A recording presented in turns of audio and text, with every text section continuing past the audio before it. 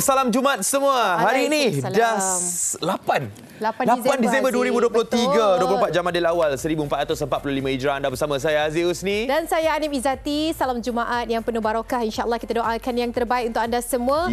Pastinya dalam kegembiraan kita untuk mulakan hari kita seharian ini, pastinya kita digemparkan dengan satu berita yang kurang enak, lebih menyedihkan. Betul. Kalau beberapa hari yang lalu cerita tu lebih sedih, tapi ceritanya bertukar menjadi menimbulkan geram dalam setiap rakyat Malaysia. Kita akan update kepada anda kejap saja lagi mengenai isu tersebut. Betul. Apa kata kita bersama dengan Ahmad Fetri Yahya sekarang ini yang berada di perkarangan Stadium Nasional Bukit Jalil. Seperti mana yang kita semua sedia maklum, 8, 9, 10 Disember merupakan hari yang menempatkan satu platform yang terbaik untuk kita mengetahui progres Kerajaan Madani selama setahun. Jadi 3 hari ini bertempat di Stadium Nasional Bukit Jalil. Akan ada beberapa rerurai yang melibatkan kementerian-kementerian untuk mengetahui progres bagaimana kerajaan setahun Madani. Okey, Assalamualaikum dan salam Jumaat untuk anda peminat setia Malaysia hari ini. Saya Fetri Yahya kali ini di suasana Bukit Jalil ataupun di perkarangan Bukit Jalil untuk sambutan sama-sama kerajaan Malaysia Madani. Dan saya pagi ini bertemankan aroma kopi, ada macam-macam anda tengok.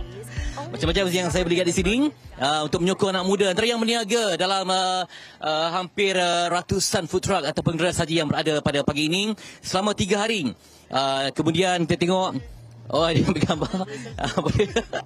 Okey, ni kemeriahan yang ada dalam sambutan kali ini. Anda boleh minum kopi, kemudian anda boleh bersama dengan ramai-ramai yang ada di sini menyokong peniaga. Kemudian nanti ada yang nak bayar saman, ada pameran yang macam-macam. Semuanya meriah untuk sambutan 3 hari. Dan saya akan kembali lagi untuk menunjukkan kepada anda bagaimana sambutan ini bermakna untuk semua rakyat Malaysia sebab ada jualan mega. Semuanya selepas ini di Malaysia Hari Ini TV3.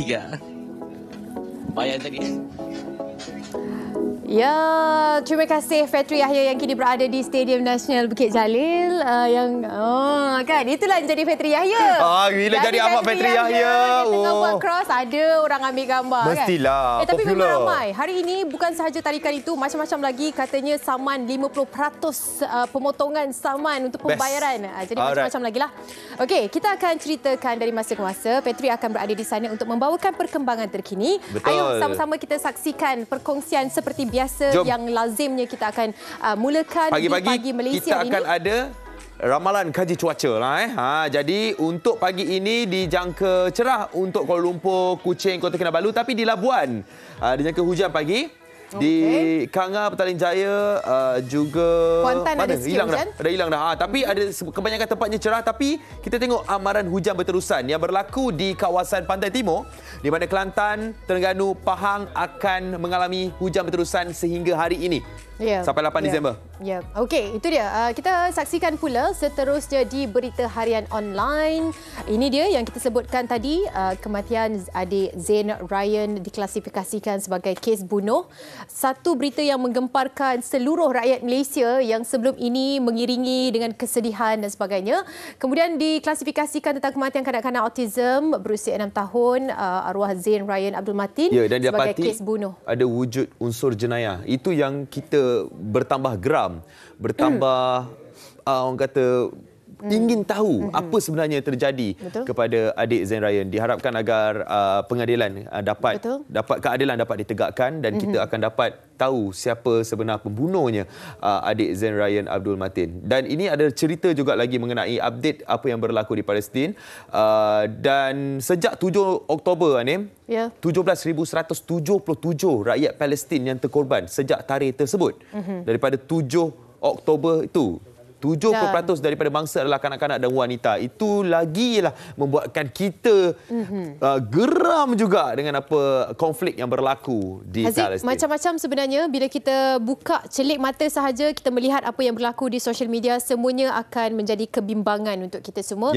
Jaga mental health kita masing-masing, jaga kekuatan untuk kita memastikan diri kita masih lagi kuat untuk melayani apa yang berlaku di dunia sekarang ini. Apapun kita doakan yang terbaik, kekuatan diiringi untuk kita bersama insya-Allah. Okey. Selain itu, macam mana pun kita kena teruskan agenda kita hari ini. Hari Jumaat kita selalu ada soal wang. Hari ini kita extra special sikit sebab kita ada duit 1 sen. Ingat tak?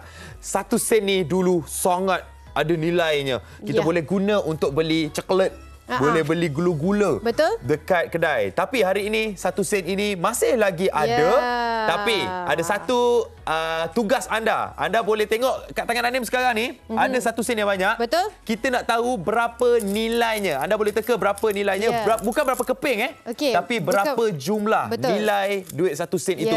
Tapi kita bukan sahaja nak suruh anda teka, lepas tu macam tu je. Kita nak suruh teka dan kemudian kita akan berikan merchandise TV3 kepada anda semua. Siapa yang dapat teka dengan tepat, kalau tepat tu lagi cantik lah. Tapi kalau tak tepat, yang paling hampir dengan nilai sebenar, anda tak balik tu duit tu? Tak balik tu? Bagi nampak balik? Okey, berapa ringgit agak? Agak-agak saya rasa dalam RM2.5 macam tu. Saya rasa RM2.30. Sebenarnya ni merupakan kepunyaan penerbit kami. So dia sahaja yang tahu nilai ni berapa. Okey, so teka sekarang pergi ke Facebook MSI TV3. Mungkin anda pemenang barangan eksklusif TV3. Ya, kita nak rehat seketika, kembali selepas ini. Jangan ke mana-mana. Setia bersama dengan kami di Malaysia hari ini. Teka sekarang.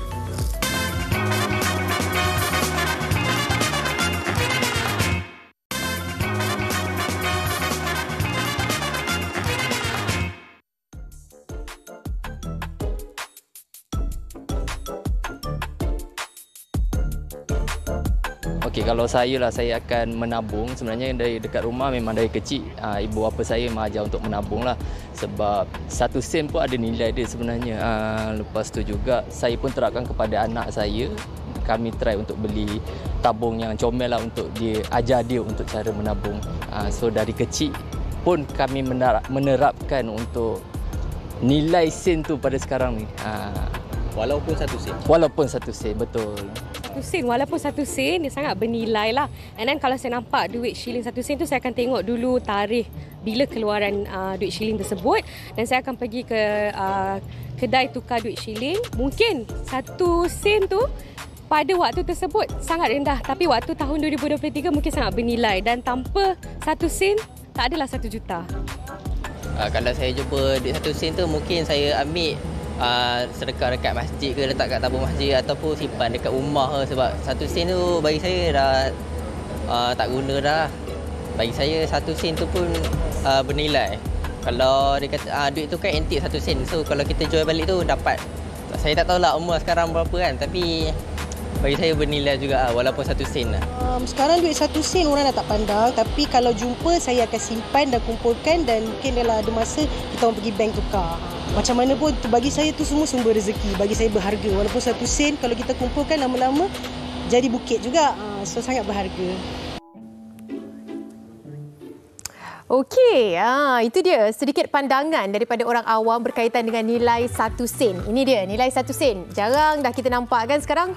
Bukan 1 sen sahaja. Saya kira kalau kita buat transaksi jual beli, kadang-kadang dapat duit shilling tu muka dah lain dah.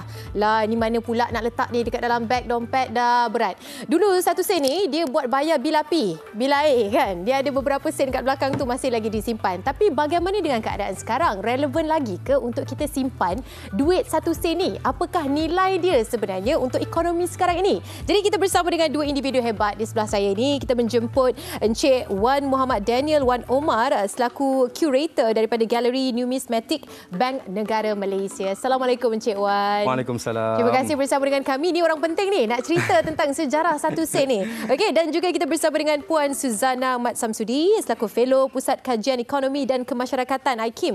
Ini juga yang akan berkongsi dengan kita buah pandangan berkaitan dengan bagaimana relevannya 1 sen, nilainya untuk ekonomi kita. Okey, selamat datang kedua-duanya bersama dengan kita untuk segmen Soal Wang. Kali ini sangat-sangat menarik topik 1 sen. Kadang-kadang kita dah tak fikir dah pun tentang nilai 1 sen. Dengan ada urusan jual beli QR sekarang ni kan. Semuanya transaksi online. Apatah lagi dengan duit shilling 1 sen ini entah mana perginya. Kita pun dah tak ada dalam simpanan.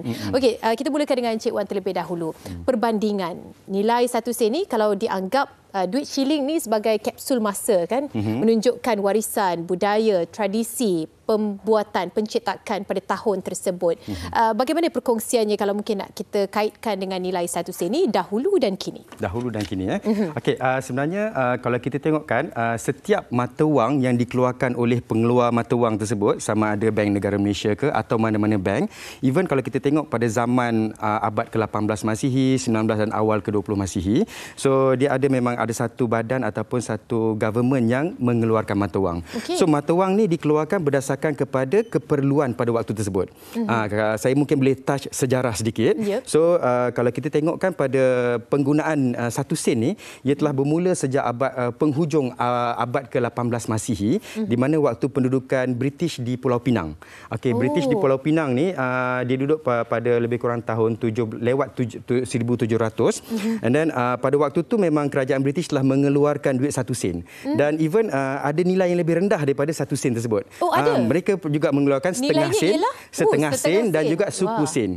Buat masa sekarang kita tak pernah nampak. Kalau kita tengok benda ni memang ada dalam museum dan certain collector ada. Lebih kecil fizikalnya? Fizikalnya lebih kecil sedikit dan dia ada tulis 1/2 atau 1/4 sen.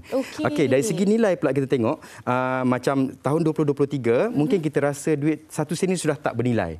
Macam tak ada nilai dah. Kita tak boleh beli barang pun dengan 1 sen sekeping. Tapi kalau kita tengok pada contohnya pada awal tahun 1920-an, nilai 1 sen, nilai setengah sen, kita boleh dapatkan 1 kati beras atau 1 kati gula. Pada tahun itu? Pada tahun itu, awal tahun 1920-an. Jadi kalau kita tengok 1 sen, dia boleh dapat 2 kati yang bersamaan dengan 1.2 kilogram. Kalau tahun 2023 ni kita tengok 1 kilo beras bersamaan RM2.60, itu untuk beras tempatan. Kalau untuk beras import lebih kurang RM4.50. Kalau gula pula lebih kurang dalam RM2.80 ke RM2.90 sekilo. Itulah harga perubahan harga nilai kat situ. Kat situ pun kita nampak perbandingan bagaimana 1 sen ni dulu. 1 sen ni maknanya jangan tak percaya kita tengok cerita P.Ramlee kan, 1 sen je naik beca, 1 sen je bayar apa-apa kan. Tapi sebenarnya memang itulah yang dapat diraih dengan nilai 1 sen pada satu ketika dahulu. Sedikit pengenalan, kita dah tahu perbandingan dahulu dan kini. Kita mungkin nak bersama dengan Puan Suzana juga mengetahui sekarang ini apa yang menjadikan ianya perlu kita fahami adalah nilai yang dapat kita katakan masih relevan ke tidak untuk guna atas urusan jual beli ataupun pertukaran bank. Bagaimana pandangannya? Saya ringkaskan kat sini. Kalau kita tengok komen-komen tadi, boleh kita ringkaskan bahawa nilai 1 sen ni kita kaitkan dengan nilai transaksi dengan nilai sentimental. Betul? Jadi bila kita cakap tentang nilai transaksi, 1 sen ni kalau kita simpan daripada tahun 1970-an, 1 sen ni je lah, kita tak usik apa-apa sampailah tahun 2023. So lebih kurang 50 tahun, lebih kurang macam tu. Sebab dia dikeluarkan pada tahun 1967, betul? Betul. Tapi saya ambil kira dari perspektif ekonomi, kalau kita kata berkaitan dengan nilai transaksi, dia berkaitan dengan berapa, walaupun dia tetap 1 keping je 1 sen ni, tapi apa yang kita boleh beli dengan nilai 1 sen ni kan? Jadi kita kaitkan dengan inflasi, sebab inflasi itu akan mengukur nilai mata wang tu, apa yang kita boleh beli. Jadi secara purata di Malaysia, bila kita cakap tentang inflasi, lebih kurang 3.38% daripada tahun 1973 hingga tahun sekarang 2023, dalam masa 50 tahun. Jadi kalau 1 sen dahulu tu kita simpan di dalam bank lah contohnya, dan kita tak buat apa-apa, dia kat situ dah dapatlah contohnya pulangan simpanan tu 5% setahun. Nilai dia sekarang lebih kurang 11 sen. Jadi itu nilai 1 sen dulu, tak buat apa-apa pun kan, tapi sekarang dengan 11 sen, mungkin kata 11 sen tu boleh beli apa, tapi tu 1 sen kan. Kita tak buat apa-apa. Kalilah kalau kita katalah kalau kita simpan 1 sen ni pula setiap hari ada tabung macam tu, satu hari masuk 1 sen. Satu hari masuk 1 sen. Dengan 1 sen yang kita masukkan 1 sen je setiap hari tu, dia boleh nilai dia sekarang terkumpul dengan katalah pulangan 5% tadi lebih kurang RM800. RM800. So nilai yang 1 sen je pun yang kita buang-buang tu kan. Satu hari kita istiqamah lah, kita buat tabungan. Satu hari 1 sen, dia jadi RM800. Kita kaitkan pula dengan nilai sentimental tadi kan. Jadi nilai sentimental tu kalau kita tengok dia bergantung kepada permintaan dan penawaran. Jadi ada orang kata ada pembeli dan penjual yang setuju dengan harga tu. Jadi kalau kita tengok pada tahun 1970 contohnya boleh dilelongkan dalam kadar RM900. Betul? Satu Kita sen ada ni. 1971 kita ada duit 1 sen je. Ini semua memang penerbit kita punya lah kan, bukan saya punya. Saya takut nanti kan ini dia dah cakap awal-awal dah kena simpan. Kena pegang baik-baik. Ada sekeping saja tu dari di tangan Encik Wan. Yang ni tahun 71. Okey, kenapa 1971. tahun 70 dan 71 ni antara tahun yang sememangnya kita katakan duit 1 sen tu sangat berharga? Boleh minta tolong Cik Wan pegang sekali lagi untuk ditunjukkan kepada umum. Sambil-sambil Cik Wan mungkin nak kongsikan. So sebenarnya kalau ikut dari segi nilai numismatik ataupun nilai kolektor, semakin kurang mata wang tu dikeluarkan oleh pengeluar mata wang, so semakin tinggi nilainya. Sebab kalau kita nak tengokkan sebagai contohlah, satu item ni dia satu saja dalam dunia. Contohnya potret Mona Lisa. Sangat mahal. So kita boleh kata sebagai tidak ternilai. Bukan tidak bernilai tapi tidak ternilai sebab sangat mahal. Okey, kalau macam duit shilling pada tahun 70-an tu antara yang kuantiti yang kurang dikeluarkan. Jadi sebab mungkin keperlu kita panggil dia punya peralihan dia pada duit lebih besar. Sebab sebelum tahun 71 kita tempa duit shilling kita di luar negara. And then tahun 71 baru mula tempa di Malaysia. Lepas tu baru permulaan. Baru antara yang waktu permulaan lah. And then dan bila duit shilling ni bila ditempa, dia kebanyakannya dia tak kembali balik kepada bank negara. Sebab kalau ikut circulation, wang kertas semua tu, selepas ditempa bila berada dalam edaran, dia akan kembali balik ke bank negara untuk kita sort balik tengok macam mana keadaan dan kita akan keluarkan balik untuk edaran. Tapi duit shilling kebanyakannya bila dah dikeluarkan dia akan hilang macam tu saja. Antaranya pergi ke tabung ataupun simpan di bawah bantal dan mana-mana. Jadi kami di bank negara kena sentiasa keluarkan duit shilling supaya jumlah duit shilling ni cukup dalam edaran. Baik, sekarang ni selain daripada kita kongsikan tentang ini dia keunikan Malaysia kan, setiap negara mempunyai keunikan sendiri dan antaranya adalah diwarisi apa yang kita lihat dengan kapsul masa yang dikatakan duit shilling ini. Dan bila kita katakan tentang contohlah ada harga sekarang ni RM9.99 Puan Suzana. Betul. Kan urusan jual beli padahal dia akan dibundarkan kepada RM10. Sama juga dengan sen yang 45 sen dan sebagainya kan akan dibundarkan kepada 50 sen. Contohnya seperti itu. Jadi keadaan sekarang ini bagaimana transaksi itu, adakah kita anggap sebagai itu macam nak mengaburi bayangan kita kan, pada walhal akan bayar RM10 dengan tidak ada baki. Bagaimana Puan Suzana nak kaitkan dengan nilai 1 sen yang sepatutnya diletakkan di situ untuk dicukupkan kepada RM10? Okey, bila kita cakap tentang nilai dalam konteks semasa bila kita pergi beli barang nampak harga contohnya RM1.99 kan, 99 sen. Jadi dalam konsep pemasaran dikaitkan kajian menunjukkan bahawa kita melihat angka tu, kita punya pemprosesan otak, mental kita akan tengok angka di depan. Jadi bila kita nampak contohnya RM1.99, walaupun dibundarkan jadi RM2, tapi kita akan nampak tu RM1. Jadi itu digunakan sebagai strategi pemasaran untuk para penjual. Tapi kalau kita katakan dalam konteks ekonomi Islam lah, jadi ada juga mufti yang berpandangan bahawa kita tidak sepatutnya bermuamalah dengan cara ini. Jadi sebab bila kita letak di situ harga contohnya RM1.99 secara sejujur-jujurnya kita kena pulangkan balik 1 sen tu, tapi kita tidak pulangkan. Jadi kenapa kita tidak terus saja letak RM2 di situ? Jadi di dalam konteks perspektif muamalah ada unsur-unsur gharar kat situ. Gharar ni bermaksud ada unsur ketidakpastian. Jadi benda-benda seperti ini perlu dielakkan. Jadi kita bukan kata dari aspek penjual, tapi kita kena ambil kesejahteraan pengguna tu sendiri, pembeli kan. Jadi sebaik-baiknya muamalah Islam, muamalah dalam konteks ekonomi Islam ini kita kena bezakan dengan pemasaran, teknik harga di kalangan barat sanalah yang menggunakan teknik harga 99 Yalah, faham. Kadang-kadang kita terlepas pandang. Terima kasih Puan Suzana kan.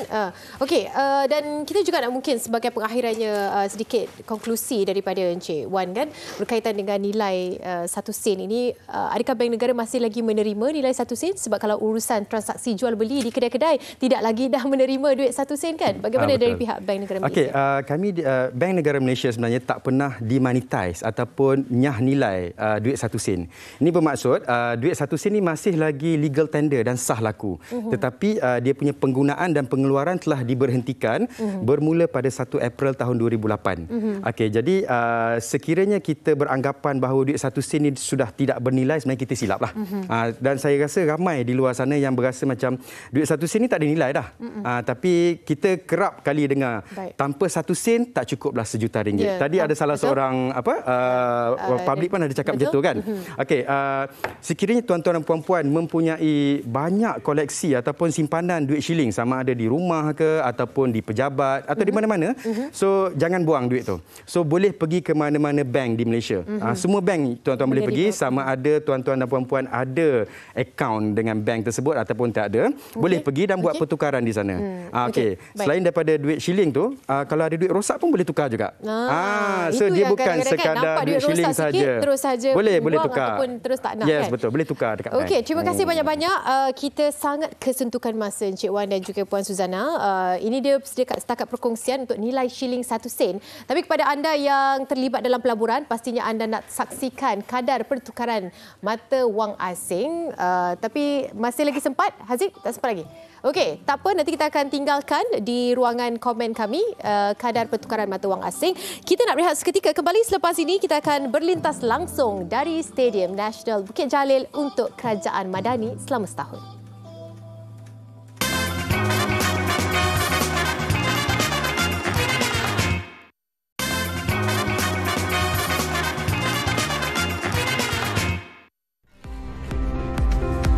Ayuh rakyat Malaysia, jom kita ke pekarangan Stadium Nasional Bukit Jalil pada 8 hingga 10 Disember 2023 sempena program setahun bersama Kerajaan Madani. Antara tarikan sepanjang 3 hari program ialah penyampaian perkhidmatan secara langsung kepada rakyat, sesi libat urus Kementerian Bersama Rakyat, jualan Mega Madani, Karnival Kejaya, jabatan bertuah dan banyak lagi.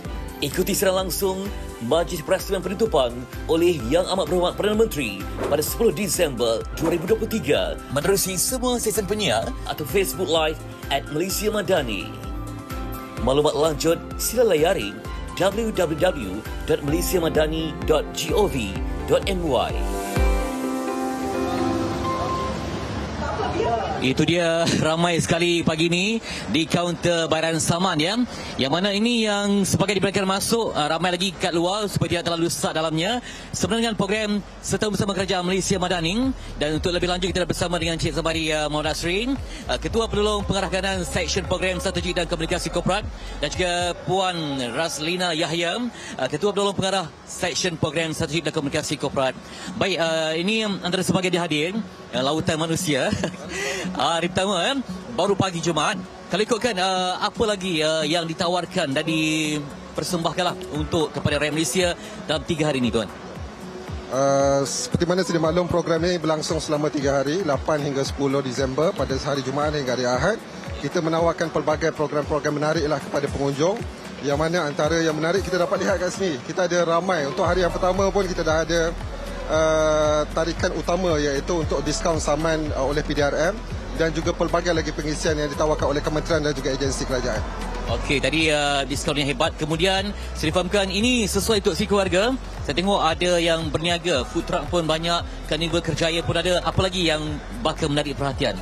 Okey, selain itu kita ada pameran aset bergerak di luar. Saya rasa memang bak kata Cik Fitri tadi sesuai untuk seksi keluarga, sebab kita ada pameran daripada Mosti, ada pameran yang very interaktif untuk yang which is saya percaya kanak-kanak akan suka. Kita ada bomber, kita ada abang bomber, dan kita ada pameran aset seperti daripada Askar dan daripada Askar dan juga daripada agensi yang lain. Yes. Okey, bila sebut tentang Malaysia Madani, saya tak dapat tidak kaitkan dengan rahmah ya. Mungkin ada jualan rahmah ataupun jualan Mega Madani untuk rakyat Malaysia. Okey, secara keseluruhannya kita ada 226 usahawan yang mengambil bahagian dalam jualan kita pada kali ini. So kita ada 8 komponen di bawah Jualan Rahmah, yang mana kita ada Jualan Rahmah, kita ada Koperasi Rahmah, kita ada pelbagai lah. So kita memang menawarkan sebanyak 183 jenis jualan. Okey, sebab Aryan datang untuk ilmiah, datang untuk makan-makan, kemudian mungkin ada peluang interview ke semua. Jadi sama itu juga mungkin pun nak nasihatkan supaya semua hati-hatilah ya. Dalam keadaan kita beramai-ramai ini mungkin tetap kita jaga keselamatan macam mana? Ya, betul. Kami keselamatan itu adalah keutamaan kami. Kami menggalakkan semua rakyat, khususnya rakyat Malaysia untuk datang ke sini, tetapi ambillah langkah berjaga-jaga. Sekiranya bergejala, kita advise pakai penutup muka. Tadi saya nampak banyak, awal pagi pun ada banyak forum ya tentang gangguan seksual. Tadi Bomba memberikan taklimat, bermaksud mereka datang kadang-kadang nak beli barang tapi dapat juga ilmu yang dipamerkan. Kita ada menawarkan pelbagai pengisian pentas di pentas utama dan juga di pentas kedua, yang mana setiap hari akan ada pengisian yang sangat menarik oleh kementerian, dan kita menjemput speaker-speaker yang menarik juga. Jadi kita mempersilakan semua sekali lah untuk hadir. Untuk selain daripada orang kata apa, ke jualan-jualan dan sebagainya, so dapat juga ilmu-ilmu berkaitan tentang kementerian, services yang ditawarkan dan sebagainya. Ya, tak lupa juga kementerian boleh tunjukkan apa sumbangan dan percayaan mereka dalam setahun ni ya, Puan ya? Ya, betul. Kita bagi peluang kepada semua kementerian untuk pamerkan. Inilah masanya pamerkan kepada rakyat apa yang kementerian telah buat untuk berdasarkan gagasan Malaysia Madani ini. Okay, baik, terima kasih untuk kalian berdua, kepada Cik Ramadi dan juga Puan Raslina berkongsi ya. Memang meriah sana, macam ada aktiviti dengan pelajar, kemudian yang sedang beratur untuk bayar saman, kemudian ada lagi food truck. Okey, saya juga cuba untuk jalan-jalan sikit kat sini. Ada yang datang seawal jam 7 pagi tadi. Ni gambarannya. Anda perhatikan sebenarnya ada polis ataupun pihak berkuasa yang mengawal supaya tak terlalu sesak di sini. Anda tengok, ini sebagai yang benarkan masuk. Ada yang datang seawal jam 7 pagi, ambil peluang sebab ada urusan kerja. Di sana ramai lagi. Jadi kaunter pun banyak supaya tidak terhad kepada 4-5 kaunter saja. Jadi tanya sikit dengan Puan, datang pukul berapa ni Puan? Awal tadi ya, pukul 8 dah ada dah. Dah dapat nombor? Dah dapat. Tadi tunggu dia set up semua, so carikan keluar 200 lebih lagi. Sambil-sambil bayar saman mungkin nanti dapat beli belah kat luar ya? Dah, pergi kat food truck tadi ada, so beli barang sikit, makan lah, isi perut sikit. Awal ya? Okey, sekali Tuan datang untuk bayar saman. Jadi berapa ni nak pergi ke tempat lain ke? Ada jualan ke? Saya dengar cerita? Malam ni kita ada final Piala Malaysia. Sambil-sambil lah. Ya, sambil-sambil. Okey, itu dia. Jadi kepada yang mungkin rasa kurang sihat, anda kena mematuhi peraturan keselamatan. Yang lain tu kita dapat menikmati ilmu 3 hari dalam karnival ini yang dinamakan sebagai Setahun Bersama Kerajaan Malaysia Madani. Kembali semula ke Sri Pentas, silakan. Ya, terima kasih kepada Ahmad Fitri Yahya yang berada di perkarangan Stadium Nasional Bukit Jalil untuk program Setahun Bersama Kerajaan Madani. Kita sambung dekat Seri Pentas ni hari ini bersama dengan timbalan Menteri Kesihatan iaitu Yang Berhormat Datuk Lukan Isman bin Awang Sauni. Assalamualaikum. Waalaikumsalam, Haziq. Ya, bila cakap pasal setahun, orang mesti nak tahu mengenai pencapaian. Orang mesti nak tahu mengenai performance. Jadi mungkin Datuk boleh ceritakan apakah pencapaian KKM, Kementerian Kesihatan Malaysia bagi tahun 2023 ni, Tok? Terima kasih Haziq, terima kasih TV3 atas jemputan. Kalau saya nak bercakap, tak berasalah orang cakap baru masuk dah setahun dah. Dan juga banyak pencapaian yang kita capai melalui Kerajaan Madani, terutama sekali di bawah Kementerian Kesihatan. Dan sudah tentunya perkara yang besar yang kita berjaya lakukan adalah untuk memperkukuhkan modal insan. Di mana sebaik saja saya dan juga Yang Berhormat Menteri masuk punch in ke dalam KKM ni, isu berkenaan tentang penjawatan. Pegawai-pegawai perubatan berstatus kontrak inginkan pelantikan tetap. Nurse nurse ataupun jururawat juga inginkan mendapat penjawatan tetap. Di sinilah di mana kita telah meneruskan usaha-usaha yang telah dilakukan KKM dengan menetapkan pegawai-pegawai perubatan, dan hampir 5,489 pegawai perubatan kontrak telah ditetapkan, dan juga 551 pegawai pergigian pun kita tetapkan, 781 pegawai farmasis kita tetapkan, dan juga kita tak lupa dengan pegawai-pegawai jururawat, di mana hampir 3,000 lebih pegawai-pegawai kontrak kita tetapkan, dan juga 8,000 lebih pegawai-pegawai paramedik. Dan selain daripada itu, dalam sistem perubatan di Malaysia ni, kita ada pegawai-pegawai sains bersekutu ni. Kalau kita radiologis, pegawai persekitaran, dan hampir 2,700 pegawai-pegawai ini yang berstatus kontrak, kita lanjutkan status mereka. Ini telah memberikan satu kekuatan kepada pengukuhan modal insan kita. Dan selain daripada itu juga, sepanjang setahun, pada 15 Jun tahun ini, secara bipartisan, semua ahli parlimen, kerajaan dan pembangkang telah memberi sokongan penuh kepada pembentangan Kertas Putih Kesihatan kami. Dan Kertas Putih Kesihatan ini adalah sangat satu perkara yang besar untuk KKM bagi tempoh 15 tahun yang akan datang, di mana kita akan memperkukuhkan sistem kesihatan dengan mentransformasikan penyampaian kita. Dan juga kita melihat bagaimana kita akan membiayai sistem kesihatan kita dengan modal yang baru. Dan juga kita melihat bagaimana kita beralih daripada sick care kepada preventive care. Maksud dia, literasi pendidikan kesihatan ni sangat penting. Kita kena beritahu kenapa kita kena kencing manis, kenapa kita kena darah tinggi. Ini adalah penyampaian yang kita nak, supaya bukan hanya setakat kita sakit, kita pergi klinik. Kita nak bagi juga awareness lah kepada masyarakat kita. Dan juga yang paling besar bagi saya buat menteri adalah kita melalui program Bita Ramadhani atas arahan yang amat berhormat Perdana Menteri Datuk Seri Anwar Ibrahim. Dia sangat prihatin kepada klinik-klinik daif ni. Kita mempunyai hampir 2,000 lebih klinik-klinik dalam keadaan yang dah rundown lah, orang cakap daif. Dan juga pada tahun ini kita diluluskan sebanyak 110 juta untuk menyiapkan 436 buah klinik menaik taraf dan juga membaik pulih. Dan juga melalui penjimatan sepanjang tahun ni kita target 436, tetapi kita menambah lagi 88 buah klinik untuk dibaik pulih dan dinaik taraf. Dan sekarang dia menjadi 524 dengan jumlah 110. Dan kami sangat-sangat berterima kasih kepada Yang Amat Berhormat Datuk Seri Anwar Ibrahim, kerana tahun ini lagi 2024 bajet kita, belanjawan kita, dia tambah lagi peruntukan untuk mempercepatkan KKM membaik pulih klinik-klinik. Kita kena lihat dalam keadaan di Sabah, Sarawak, di luar bandar, contoh di Kelantan, di Terengganu, Pahang, banyak klinik-klinik yang memerlukan perhatian. Tetapi bukan setakat luar bandar, di bandar juga kita menaik taraf klinik-klinik kita. Contoh keadaan klinik yang perlukan atap bumbung yang baru, yang bocor, kita tampalkan, kita tambah lagi peralatan-peralatan yang lebih baik.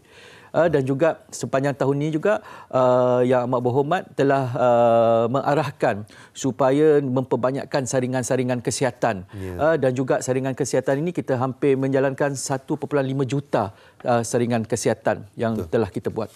Jadi banyak sebenarnya pencapaian itu, betul. Dan semuanya ke arah yang positif dan dapat dilihat hasilnya dalam tahun 2023. Betul. Sebab kita dah hampir tamat tahun 2023 ni, Datuk. Jadi Datuk, disebabkan orang boleh katakan anniversary ni, jadi ada penganjuran program sambutan setahun bersama Kerajaan Madani. Dan mungkin Datuk boleh ceritakan apa tujuan sebenarnya program ini diadakan? Okey, tujuan sebenar kita mengadakan sambutan setahun ini adalah untuk memaparkan kejayaan kita, dan juga kita ingin melihat respon masyarakat kepada kejayaan-kejayaan dan juga pentadbiran di bawah kerajaan perpaduan dan melalui falsafah madani ini. Dan KKM pula ingin turut serta untuk memaparkan apa yang kami buat di dalam Kementerian Kesihatan, terutama sekali di dalam program-program yang kita anjurkan, yang di mana pada kali ini kaedah yang kita gunakan adalah mewujudkan pavilion ataupun ruai ataupun booth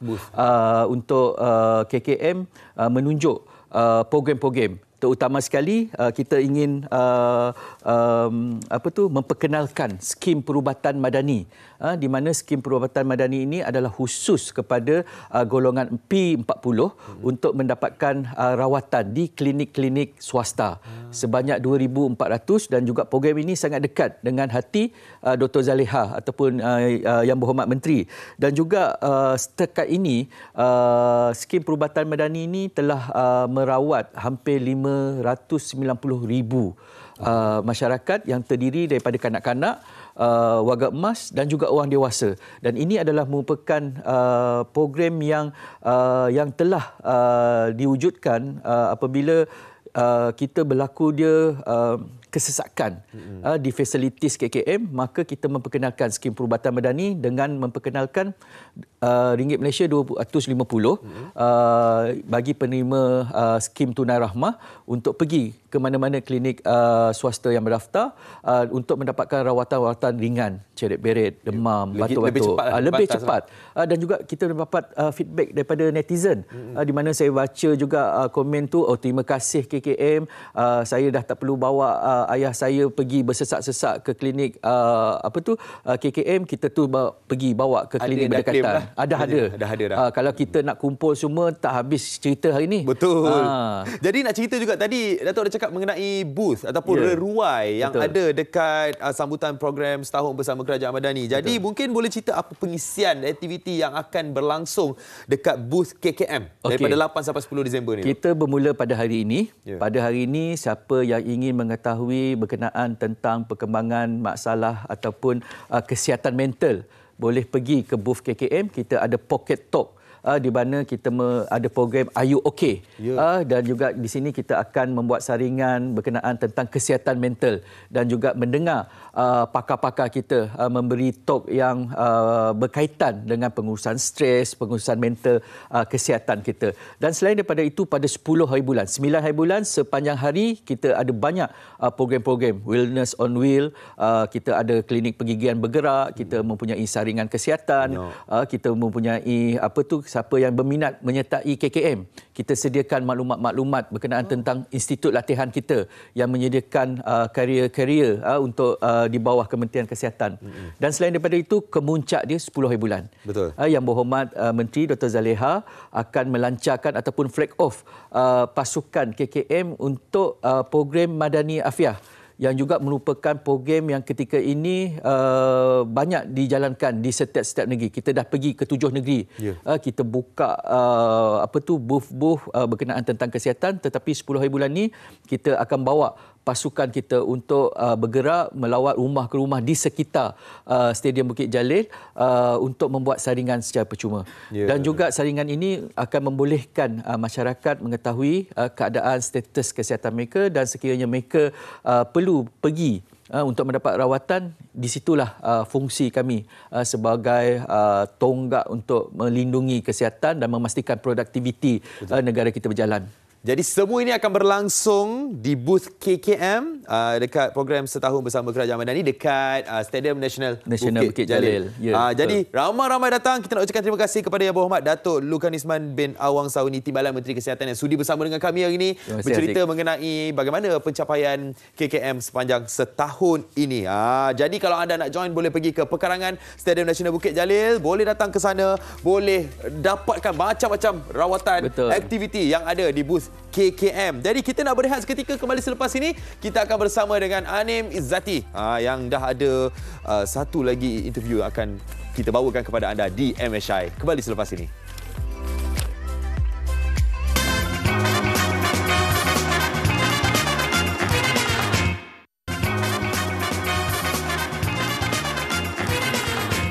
Baik, kembali bersama dengan kami jam 10.23 pagi. Ambil kesempatan ini untuk kita berkongsi rezeki. Di manakah infak yang terbaik untuk anda salurkan hari Jumaat? Anda sendiri tahu bagaimana keberkatannya, insya-Allah. Ini dia kita nak kongsikan bersama dengan anda, wakaf dan infak pembinaan Kompleks Baharu Masjid Al-Ikram, Kampung Tualang. Kali ini di Bukit Besar, Kota Sarang Semut, Yan Kedah.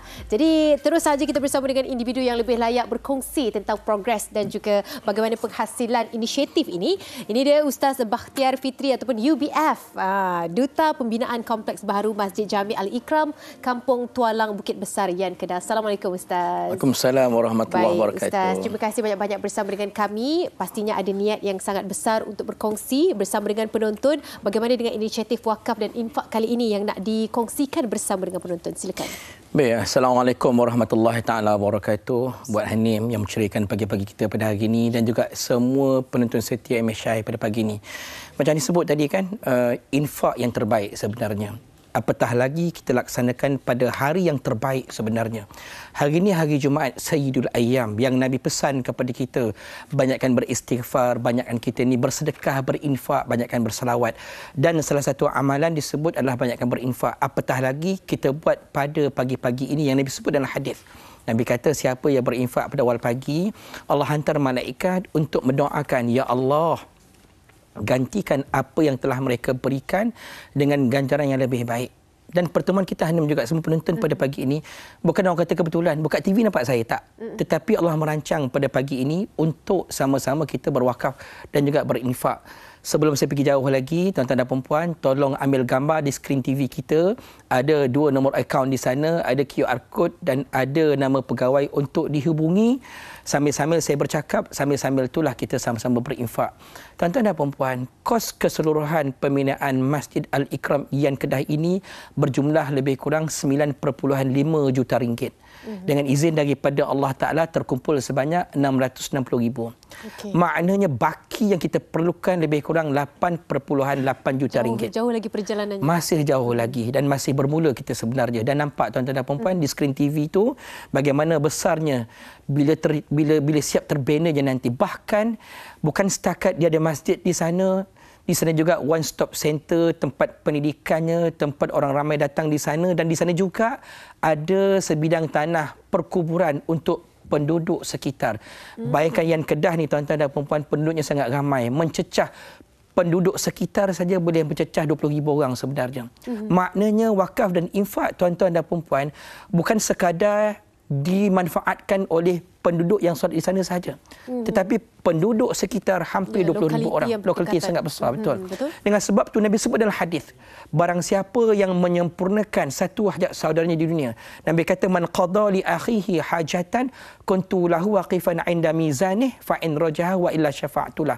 Barang siapa menyempurnakan hajat saudaranya di dunia, yang ini bukan satu hajat, ini berpuluh ribu hajat penduduk sekitar. Untuk pembinaan masjid ini, kata Nabi, di akhirat nanti aku menanti orang ini di Al-Mizan, tempat timbang dosa pahala manusia. Kalau berat timbangan pahala, beruntunglah dia. Kalau ringan timbangan pahalanya, aku beratkan, kata Nabi. Untuk siapa? Untuk orang yang menyempurnakan hajat saudaranya dekat dunia. Sebab tu tuan-tuan dan puan-puan, siapa berinfak bersama dengan kami di Masjid Al-Ikram di Yan Kedah ini, infak tuan-tuan dimanfaatkan lebih 20,000 orang. Kalau lebih 20,000 orang kan Hanim kan, agak-agak berapa banyak syafaat yang Nabi akan nantikan tuan-tuan dan puan-puan di Al-Mizan, tempat timbangan dosa pahala manusia. Apatah lagi, kita niat pula atas nama ibu dan ayah kita. Bayangkan Nabi menanti ayah dan ibu kita di Al-Mizan. Apatah lagi kata Nabi SAW, siapa yang memang rindu dan sayang kepada mak ayah, niatkan wakaf ni atas nama mak ayah. Ada 2 lagi Nabi sebut tentang kebaikan orang yang berwakaf ini. Kata Nabi, sab'un yajri lil 'abdi ajruhunna wa huwa fi qabrihi ba'da mautih. Ada 7 perkara ini siapa buat di dunia akan mengalir pahala masuk ke lubang kubur selepas kematian. Ini kan Hanim namanya pencen kubur. Banyak orang ni teringin sangat nak dapat pencen bersara selepas dia bersara, pencen selepas dia bekerja. Tapi sebenarnya yang lebih besar, kata Nabi, pencen kubur. Bagi siapa? Nabi kata ada 7 amalan. Antara Nabi sebut, aubana masjidan, orang yang membina masjid selagi mana masjid tersebut digunakan mengalir pahala ke lubang kubur. Apatah lagi buat anak-anak, mungkin kalau mak ayah yang dah meninggal dunia, jadikan kubur mak ayah kita bercahaya-cahaya. Alirkan pahala ke sana. Dengan cara bagaimana? infak atas nama mak ayah kita juga. Dan ada juga anak mengadu, Ustaz, dulu waktu saya bekerja dulu, waktu mak ayah ada dengan saya, teringin nak buat rumah untuk mak ayah saya tapi tak dapat. Saya kata anak-anak tak apa. Kalau tak dapat nak buat rumah untuk mak ayah dekat dunia, kita buat istana buat mak ayah dalam syurga. Caranya bagaimana? Nabi sebut dalam hadis, siapa yang bina rumah Allah walaupun sebesar sarang burung sekalipun. Sarang burung kan kecil Jahannam kan? Ya. Tapi Nabi nak beritahu walaupun sikit infaknya, Allah akan bina istana buatnya dalam syurga. Buat anak-anak tak dapat bina rumah buat mak ayah dekat dunia, bina istana dalam syurga. Caranya bagaimana? Ambillah sedikit duit mak ayah kita untuk berinfak bersama dengan kita. Ataupun kalau tak tinggal duit mak ayah kita, duit kita niatkan atas nama mak ayah. Tuan-tuan dan puan-puan, baki kita perlukan lagi lebih kurang 8.8 juta ringgit. Yeah. Seluruh rakyat Malaysia hampir 33 juta ringgit. Umat Islam di Malaysia mungkin ada lebih kurang 17 juta ringgit. 17 juta orang. Mungkin yang menonton hari ini di MSI ini mungkin ada lebih kurang 1 juta orang.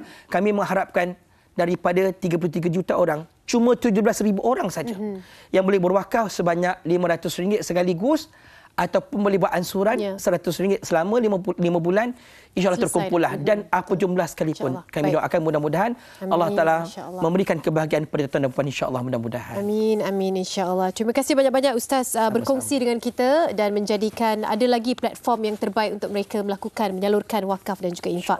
Ini dia Ustaz UBF ataupun Ustaz Bakhtiar Fitri, Duta Pembinaan Kompleks Baharu Masjid Jami Al-Ikram, Kampung Tualang, Bukit Besar, Yan, Kedah. Okey, kita terus saja bersama dengan rakan saya yang sedang menunggu di sana memegang sudah balang pastinya ramai yang menunggu. Siapakah pemenang untuk teka jumlah shilling 1 sen di dalam balang ni? Kita dengar cerita ramai Haziq ya. Hampir 3,000 komen yang kita terima. Kita akan umumkan pemenangnya dekat Facebook MSI TV3 kejap lagi dan juga di Instagram MSI TV3. Jumlahnya adalah RM2.13. Jadi kepada anda yang teka betul, nanti kita akan pilih satu pemenang yang dah teka betul sepanjang live kami daripada pukul 9.30 sampai 10.30 pagi ini. Tapi terima kasih banyak-banyak kepada anda yang sentiasa memberi respon terbaik. 3,000 lebih komen. Masya Allah, terima kasih banyak-banyak. Nanti kalau ada lagi kesempatan nak kongsi rezeki, insya-Allah kita akan adakan hanya di Malaysia hari ini. Tahniah kita ucapkan kepada pemenang barang eksklusif TV3. Terima kasih kepada anda yang menonton kami hari ini. Saya Aziz Husni. Saya Ani Bizati. Kita jumpa minggu hadapan. Salam Assalamualaikum. Jumaat. Bye-bye. Assalamualaikum.